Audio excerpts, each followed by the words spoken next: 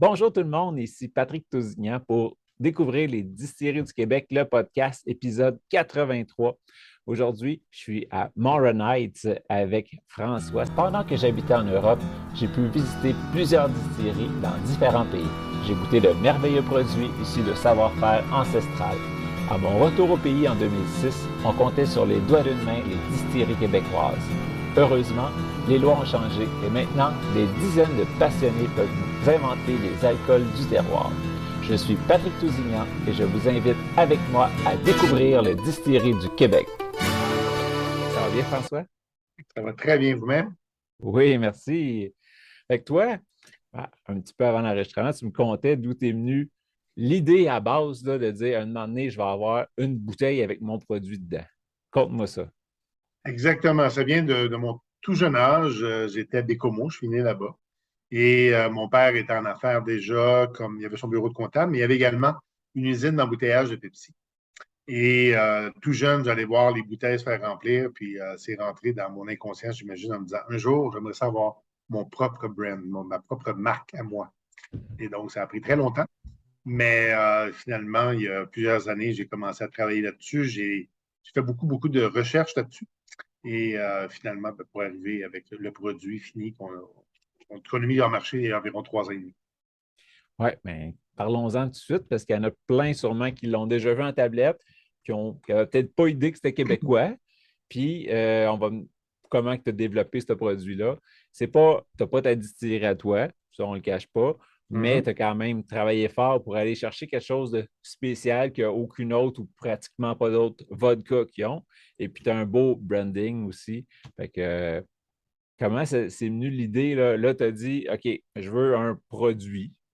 Mhm. Je m'en vais dans quoi? Comment, premièrement, que l'alcool est venu sur le sujet? Ben oui, définitivement, c'est un produit alcoolisé qu'on voulait faire. Le gin, écoute, ça va tellement vite. Il y a 3 ans et demi, le gin n'était pas aussi populaire qu'aujourd'hui. Mais heureusement qu'on est allé vers la vodka parce qu'il y a tellement de monde dans le gin. On a bien fait d'aller seulement dans la vodka. Et on voulait avoir un nom qui puisse être mondial avec un brand qui a vraiment de pouvoir s'étendre au niveau mondial. Donc, c'est pour ça que le nom est anglophone. Et pourquoi le produit est particulier, c'est qu'on a un brevet sur le processus, sur le fait qu'on a de l'eau hyper oxygénée. Et ça, ben, c'est un peu par hasard. On a rencontré le créateur de cette eau-là.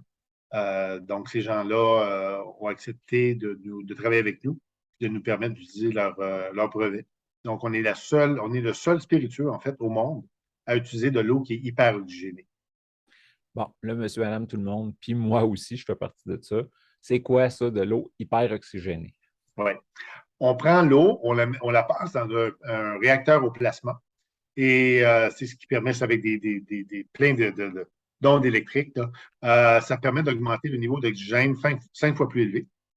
Et ces nanobulles d'oxygène-là vont chercher des impuretés dans l'alcool, qui permet d'avoir une vodka qui est vraiment beaucoup plus soyeuse, beaucoup plus douce que la grande majorité des vodkas. On est à 42 d'alcool, plus fort que les autres parce qu'il faut être un petit peu plus diabolique, mais elle est beaucoup plus douce que les autres. Ben oui, Donc, les gens sont très souples. tu viens de dire diabolique, on n'a même pas nommé ton produit encore. La Dirty Devil Vodka. Là, je vais être franc avec toi, tantôt, en relooking le logo encore et encore, je dis, mais ça, j'ai déjà vu ça, le haut, à quelque part, puis Maserati. Mhm. T'avais-tu déjà fait le Ben, lien? en fait, le trident est utilisé dans beaucoup de choses. Qu'on pense à Club Med. Club Med, le logo aussi a un trident. Donc, c'est utilisé dans plein de choses, mais également ben, par rapport au diable. Il y a plein de choses qu'on peut faire avec ça. Puis là, tu as de l'eau spéciale. Oui. C'est entre autres pourquoi que plusieurs entreprises ont commencé à faire de l'alcool au Québec, c'est parce qu'on a des très bonnes eaux. Toi, tu Mhm. es allé chercher une eau encore plus spéciale avec un brevet. Puis après, un coup que tu as l'eau, comment tu décides pour ta base d'alcool que tu vas utiliser? Comment que ça se passe, ce processus? Bon, il y a deux choix, en fait. Soit on fait notre propre alcool, du grain à la bouteille. Puis j'ai énormément de respect pour tous les artisans qui font leur propre alcool. Par contre, au niveau qualitatif, souvent, d'avoir de l'alcool neutre, c'est beaucoup plus simple, moins compliqué. Il y a beaucoup de gens qui ont des surprises aussi lorsqu'ils font du grain à la bouteille. Là, on n'entend pas parler, mais il y a souvent des gens qui se font refuser tout simplement leur production par la SAQ parce qu'elle n'est pas stable. C'est difficile d'avoir toujours la même qualité d'alcool. Donc, on est allé peut-être un choix un peu plus facile, oui, avec de l'alcool neutre, mais ça nous permettait justement de ne pas investir dans l'équipement. Nous, on s'est dit, on va investir dans le marketing. La vodka, c'est énormément de marketing. Et on s'est dit, bon, moi, je suis très, très influencé par la Formule 1. Je suis d'ailleurs, mon hobby, c'est photographe en Formule 1. D'ailleurs, j'en ai fait 22 différents sur la planète. Donc, je suis très influencé par la F1. Et Red Bull ne possède aucune usine de fabrication. C'est tous donné à contrat. Donc, c'est exclusivement une compagnie de marketing. Et ils font très bien ça, d'ailleurs. Ouais. Fait que là, ta base, il y en a quand même plusieurs sources, mettons, d'alcool que tu as choisi. Comment tu as arrêté ton choix sur un en particulier? Il n'y a pas énormément de choix, justement, de ce côté-là. Il y a vraiment une entreprise là, qui, je crois, fournit la plupart des gens qui ne font pas leur propre alcool. Ça fait des années qu'on entend parler qu'il y a quelqu'un au Québec qui veut faire de l'alcool neutre. Malheureusement, ce n'est pas le cas encore. On espère que ça se fasse parce que c'est sûr que nous, aussitôt qu'il y a quelqu'un qui fait ça au Québec, on va être très intéressé à se fournir de ce côté-là. Là. C'est juste que présentement, il n'y a personne qui le fait. Là. OK. Fait que ça doit être Greenfield, j'imagine, chez qui tu te fournis. Je pense qu'il y a pas mal tout le monde à faire avec Greenfield. Là, tu as un alcool, tu as de l'eau. Mm-hmm. L'eau, elle vient de Granby. Fait que tu t'es dit, on va trouver une place qui est en bouteille pas trop loin de Granby. Mm-hmm. Exact. Donc, Cowansville, Tribec, qui est un chic type qui nous s'occupe de nous dès le début, et qui prend pas mal d'expansion derrière dans les spiritueux. Très intéressant de ce côté-là. Donc, on est très, très heureux de faire affaire avec Tribec de ce côté-là. On a un super service. Fait que, on salue Robert. D'ailleurs, est-ce qu'il est parent avec toi? Non, il a beau s'appeler Tousignan, mais il n'y a aucun lien entre les deux, à part la ville où est-ce qu'on habite. Puis même, je pense qu'il ne vient pas de Cowansville, c'est juste son entreprise qui est à Cowansville. Exact. Donc, on goûte. Mm-hmm. Toi, je pense que tu avais pris de l'avance déjà. Oui, je me suis déjà fait un petit drink, un Moronite Mule. Puis pourquoi Moronite? Parce que tu es à Moronite en ce moment. Exactement. On est à Moronite. 42 tu l'as dit. Mm-hmm. Là, tu m'avais conseillé de la mettre au congélateur pour qu'elle soit très, très froide. Oui. Puis, à date, les arômes, là, c'est assez neutre. C'est ce qu'on s'attend d'une vodka. C'est pas, On ne peut pas faire grand-chose avec ça. Par contre, le fait qu'on soit à base de maïs, ça fait au goût, en fait, c'est un petit peu plus sucré. Mais bon, les vodkas à base de pommes de terre, bon, on sait d'où ça vient, les pays de l'Est, parce qu'il y avait des retails de patates, ça ne savait pas quoi faire avec. Ils ont commencé à faire de la vodka avec ça. Mais c'est pour ça qu'ils ont besoin de la distiller très, très, très souvent, parce que le goût de patate reste tout le temps là. Le mauvais goût. Tandis que maïs, c'est beaucoup plus facile avec du maïs. C'est ça, maïs, mais nous, on est quand même producteurs au Canada beaucoup. Là, fait que Exact. c'est pas compliqué.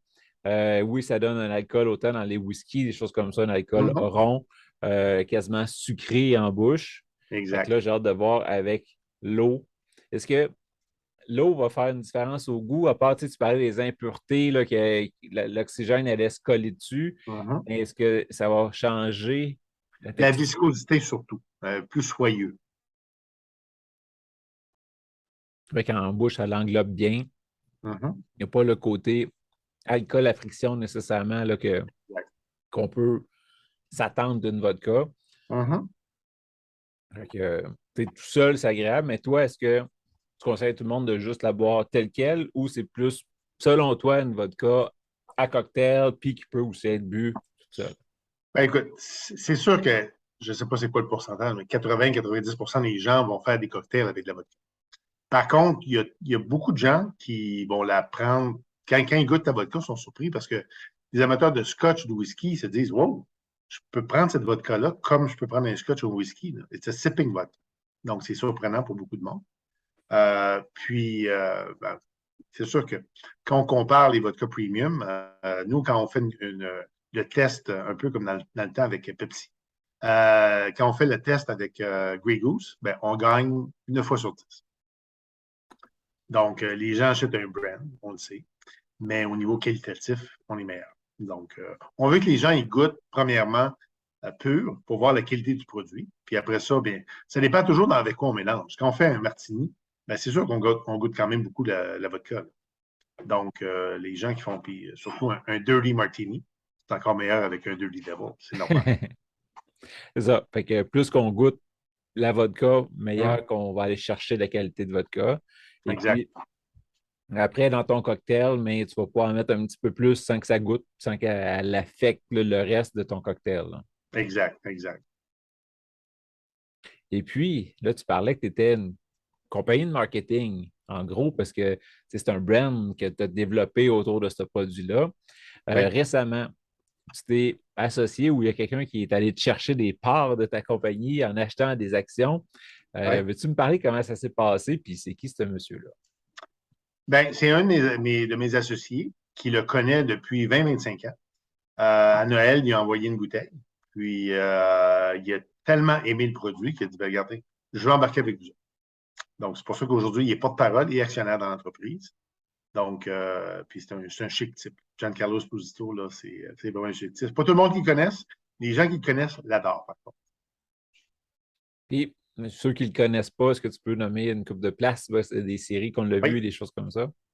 Ben, je pense que la plus connue, c'est Breaking Bad. Là, il y avait le rôle de Gus, là, qui est le propriétaire de restaurant de poulet frit, mais qui est en même temps un grand dealer de drogue. Il a joué dans The Mandalorian, qui est un spin-off de Star Wars. Il est également la figure de Far Cry, le jeu vidéo Far Cry, qui a été développé à Montréal par Ubisoft, puis qui est également présent dans le vidéo. Better Call Saul, qui joue présentement, il est un des personnages. Donc, il fait beaucoup de choses. Il a joué dans des films aussi. Il joue au Suspect il y a très longtemps avec Kevin Spacey. Mais il est de plus en plus en demande actuellement. Il tourne beaucoup, beaucoup, beaucoup actuellement. Puis est-ce que, comme certains autres acteurs connus qui ont leur gin, pour ne pas le nommer, est-ce que la bouteille va apparaître dans toutes les places où est-ce qu'il va jouer? Ben, on le sait pas encore. Effectivement, Ryan Reynolds, pour ne pas le nommer, on a vu souvent sa Aviation Gin. Par contre, la tequila Clooney, je ne suis pas sûr qu'il l'a placé tant que ça dans ses films. Mais oui, c'est sûr qu'il travaille on essaie de pousser évidemment le produit le plus possible. Là. Ça, c'est normal. Puis je voulais te le demander, le nom, comment ça s'est passé, le brainstorm autour du nom, puis comment ça s'est arrivé à Dirty Devil Vodka? Ben, moi, j'ai toujours aimé le côté du diable, là, le côté le fun qu'on a, là, parce qu'on a souvent les deux côtés, à savoir est-ce qu'on veut l'ange ou bien le diable. Mais quand on se met à boire un petit peu, le petit diable, les cornes, ils commencent à sortir. Donc, c'est toujours le fun un peu de jouer avec ça. Puis le côté de Dirty Devil, ben, c'est le diable coquin, si on veut bien traduire là, ce que ça veut dire en anglais. Donc, beaucoup de gens qui comprennent bien l'expression Dirty Devil en anglais. En français, c'est un peu moins facile, c'est sûr. Puis les gens ne savent pas nécessairement qu'on est québécois vraiment parce qu'on n'a pas tant que ça. Avec la pandémie, malheureusement, ça a été très difficile. Là. On rentrait dans les bars, on sortait, on rentrait, on sortait. Donc, ça a été difficile. Mais là, on prend de plus en plus de place et les gens vont finir par savoir que finalement, on est vraiment québécois. Là, présentement, on vient juste d'être annoncé comme la vodka officielle du tournoi de l'Omnium Banque nationale à Toronto la semaine prochaine. Donc, je m'en vais là-bas pour être ambassadeur, mais va être très, très présent là-bas. Là.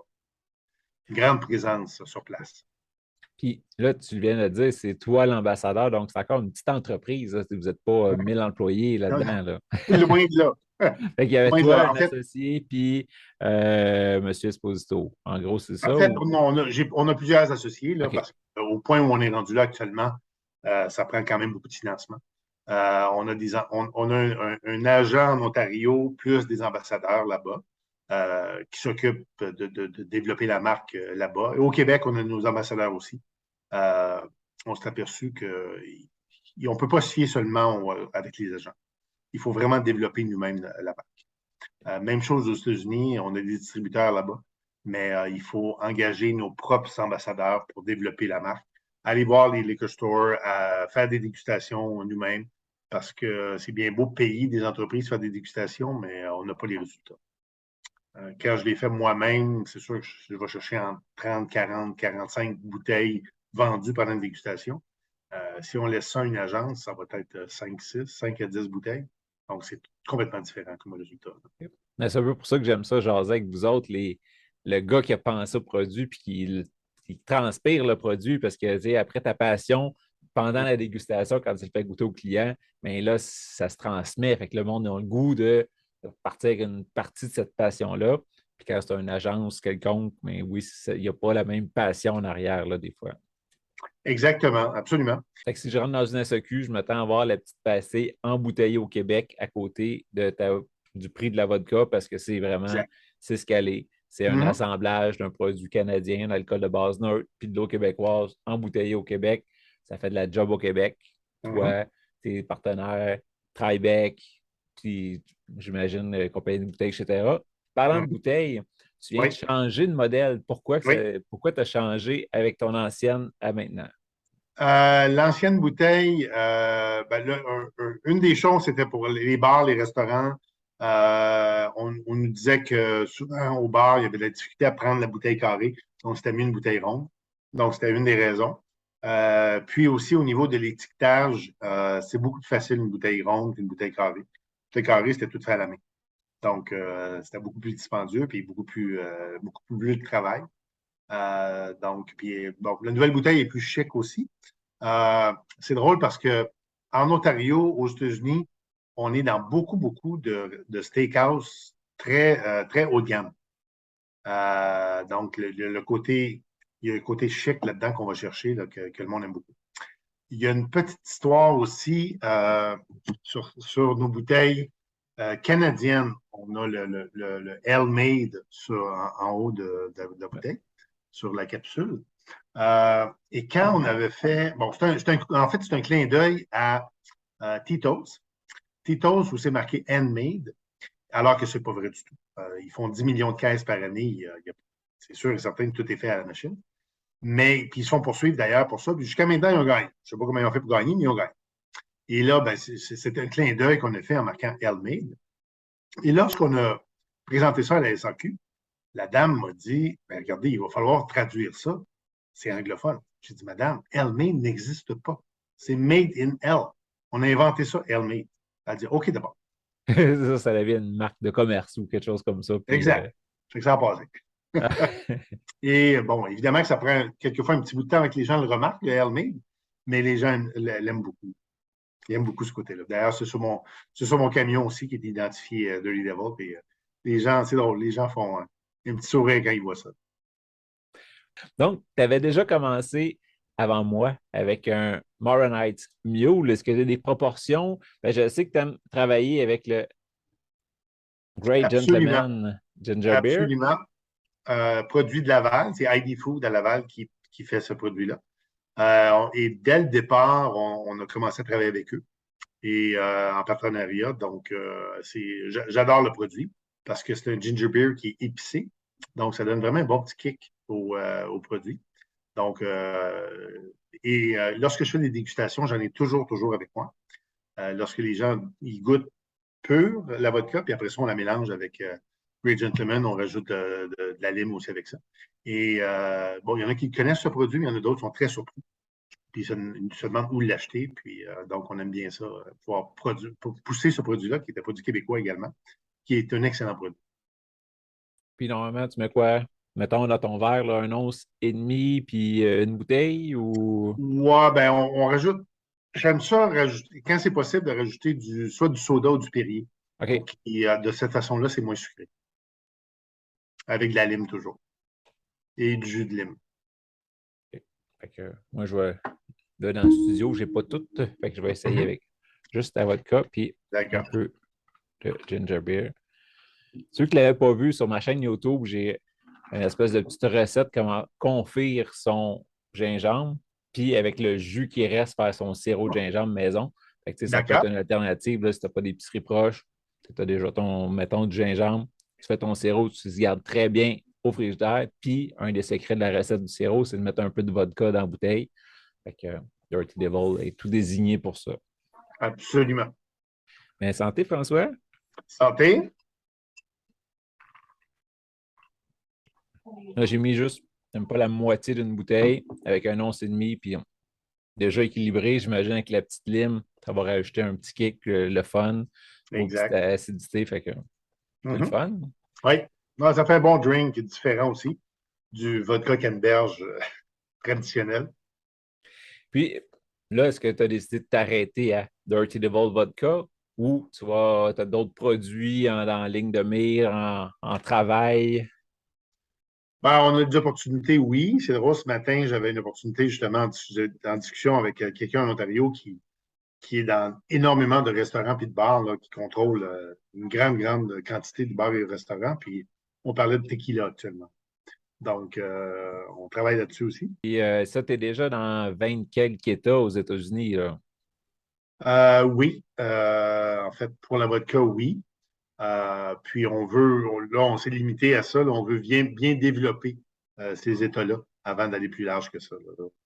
C'est pas si simple que mettre ça sur les tablettes et que ça va se vendre tout seul. C'est pas comme ça. Et là, au Canada, on est en train de négocier justement avec plusieurs chaînes de restaurants au niveau national. Et ça va nous donner une grande visibilité également. Ça, parce qu'à base, ton nom, tu l'as choisi international pour pouvoir percer. Exact. Mais tant mieux si ça marche, puis tant mieux s'il y a des Québécois qui en profitent aussi et qui savent l'apprécier. Absolument, absolument. On est déjà dans plusieurs chaînes au Québec, mais on va de plus en plus. Là. Yeah. Avec la fin de la pandémie, ça nous permet maintenant de faire plus d'efforts de ce côté-là. Eh bien, un gros merci, François. Fait que c'était François Tremblay de Dirty Devil Vodka. Merci beaucoup. Avec grand plaisir. Merci beaucoup.